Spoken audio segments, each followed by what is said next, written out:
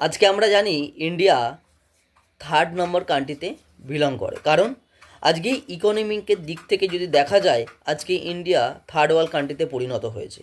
কারণ আজকে তিনটে জিনিসের এতটাই অভাব আমাদের ইন্ডিয়াতে, সেই কারণে আমাদের ইকোনমিক 3 নম্বর পজিশানে বিলং করছে। এবার যদি দেখা যায় প্রথম আমাদের এডুকেশন ব্যবস্থা। এবার এডুকেশন ব্যবস্থাটা আমাদের সেই যদি দেখা যায় সেই মোগল যুগ থেকে যদি শুরু করা যায়, আমাদের পূর্বপুরুষরা যেভাবে পড়াশোনা করতো ইতিহাসটাকে নিয়ে, যে বাবরের বাবার নাম, আজকে যদি অঙ্ক যদি দেখা যায় এ স্কোয়ারে বি স্কোয়ারের সূত্র নিয়ে, ভূগোলে দাগিমারেখা সীমারেখার পার্থক্য নিয়ে, সেই পড়াশোনাটা এখনও যদি জেনারেশনে দেখা যায় সেই সেমভাবেই চলে আসছে।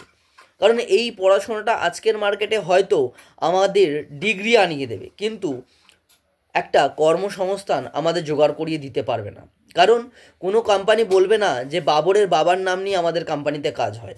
কোনো কোম্পানি বলবে না যে আজকে এ স্কোয়ারে বি স্কোয়ারের সূত্র আমাদের কোম্পানিতে কাজে লাগে। কারণ কোম্পানি বলবে আমাদের বাবর নিয়ে কাজ হয় না, ডাবর নিয়ে কাজ হয়। ডাবরের এক্সপিরিয়েন্স আছে তাহলে তোমার এখানে চান্স হতে পারে।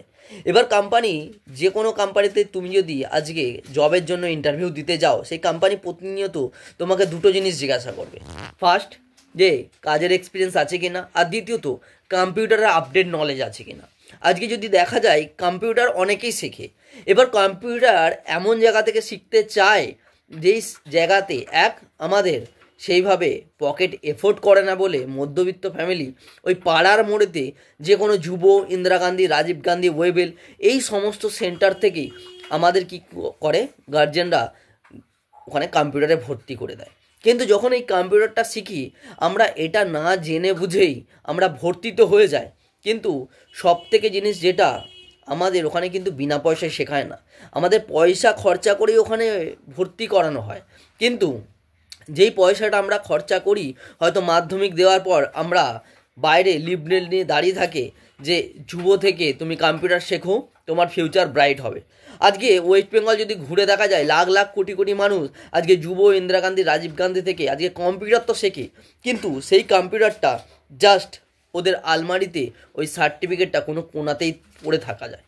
কারণ ওই সার্টিফিকেটটা সেইভাবে কোনো জায়গায় গ্রহণযোগ্য হয় না। কারণ আজকে যদি দেখা যায় আমরা কম্পিউটার যদি শিখতে যাই, আমাদের প্রথমে মাথায় ঢুকিয়ে নিতে হবে যে কম্পিউটার শুধু শিখবো না, কম্পিউটারের সার্টিফিকেট আছে যেটা 3 ধরনের ভাগে বিভক্ত হচ্ছে।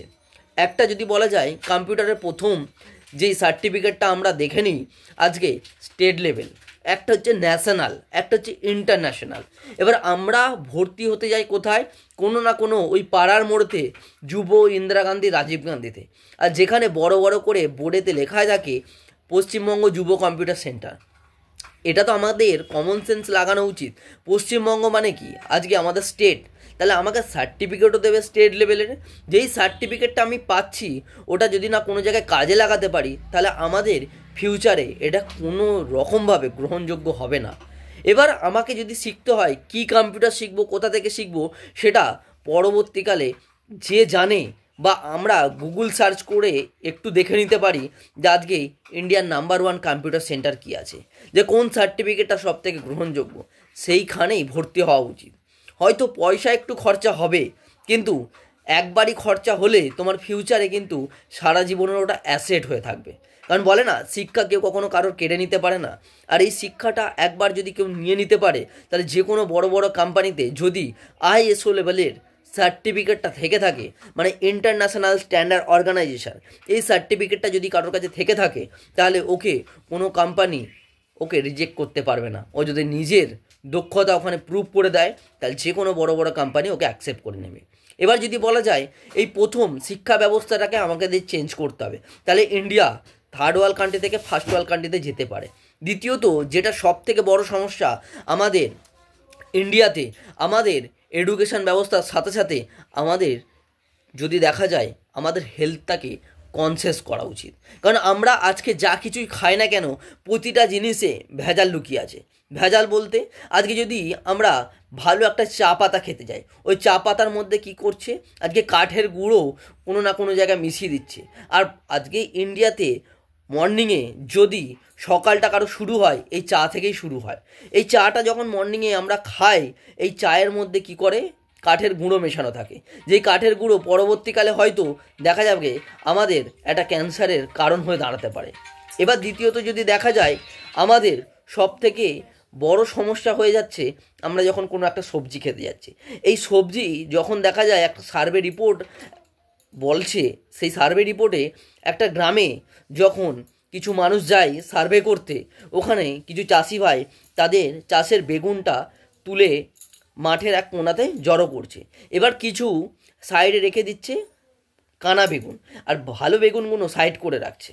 এবার যখন ওই রিপোর্টাররা ওকে জিজ্ঞাসা করা হয় এই কানা বেগুন কি আপনারা ফেলে দেবেন, বলছে না, এগুলোই আমরা ঘরে খাবো। বলে কেন আপনারা এই ফ্রেশ বেগুনগুলো খাচ্ছেন না কেন? বলে এর অনেক কারণ আছে। বলে বলুন।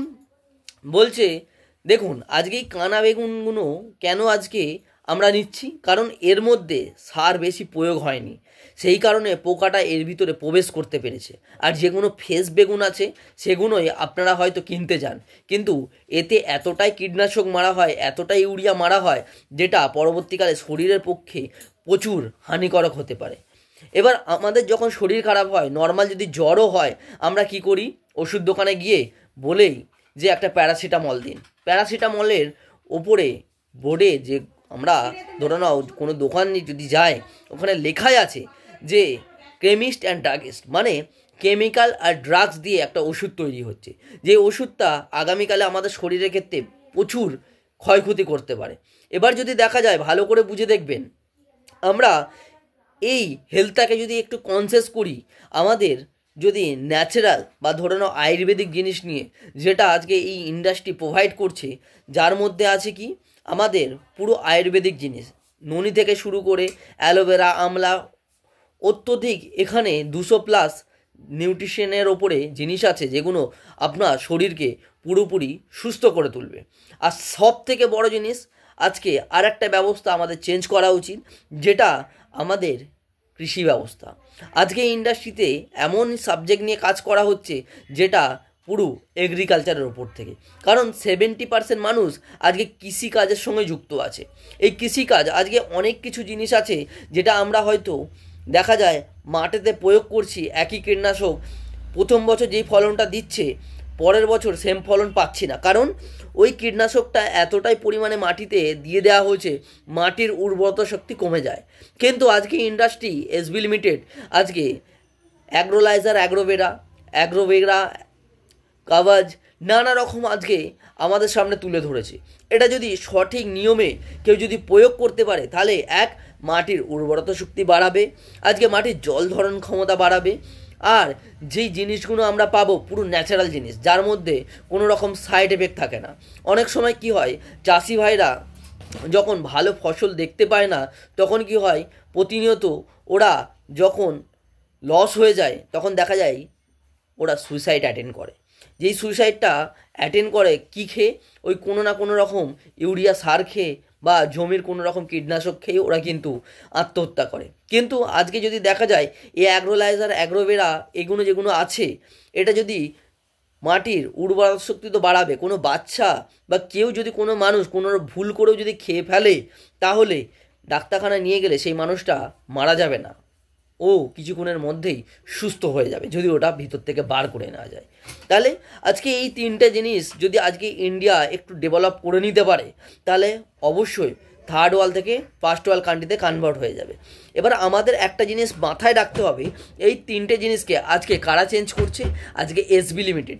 এসবি লিমিটেডের এতটাই পাওয়ার, আজকে এই তিনটে জিনিসকে নিয়ে কাজ করছে। আর এই তিনটে জিনিস একবার যদি ভালোভাবে মাথা তুলে দাঁড়িয়ে যায়, তাহলে ওকে আগামীকালে আর কোনো রকম টেনশন করতে হবে না।